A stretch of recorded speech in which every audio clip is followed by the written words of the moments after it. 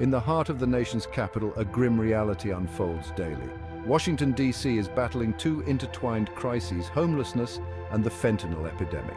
Over 6,500 people are homeless in the city. Fentanyl-related deaths have skyrocketed by 200% in the past 5 years.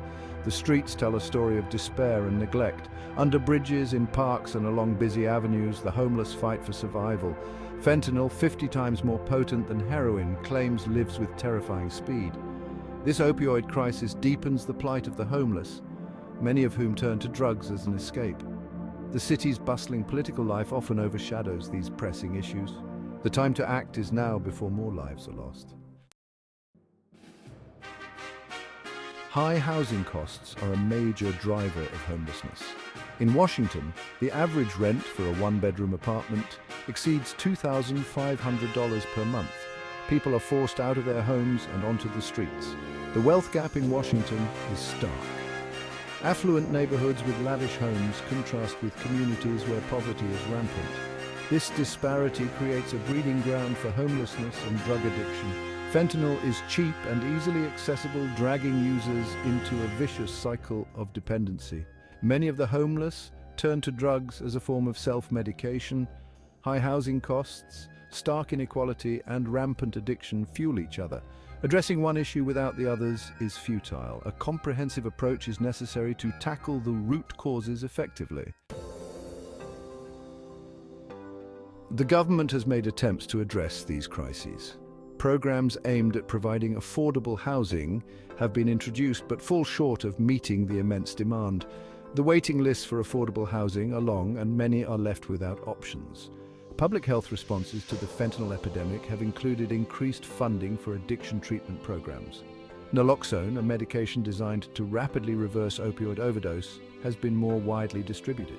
While these efforts are steps in the right direction, they are not enough. Critics argue that the government's efforts are reactive rather than proactive.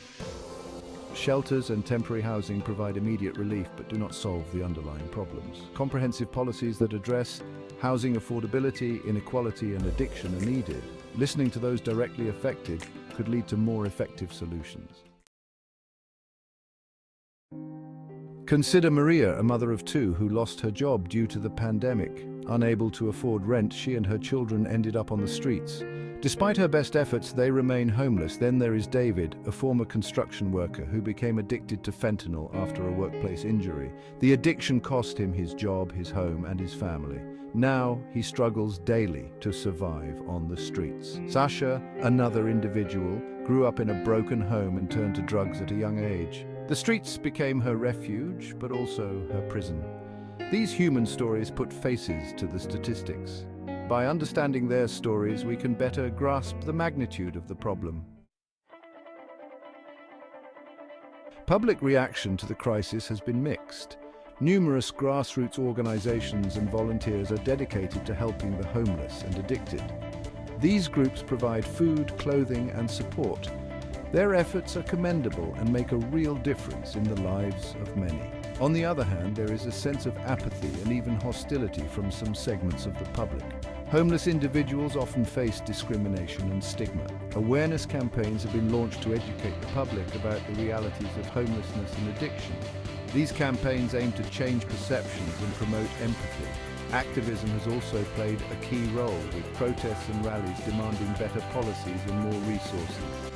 Activists press the government to take more decisive action.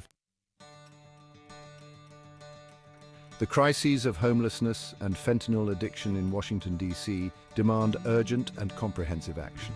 Addressing these issues requires a multifaceted approach that targets the root causes. Affordable housing must be prioritized. Policies should be implemented to ensure that everyone has access to safe and affordable homes.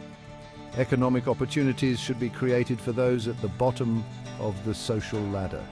Increased funding for rehab programs, mental health services, and harm reduction initiatives is crucial. Addressing addiction as a public health issue rather than a criminal one will lead to more effective solutions. Providing support rather than punishment can help individuals reclaim their lives. The government, public, and private sectors must work together. The time for action is now. Lives depend on it.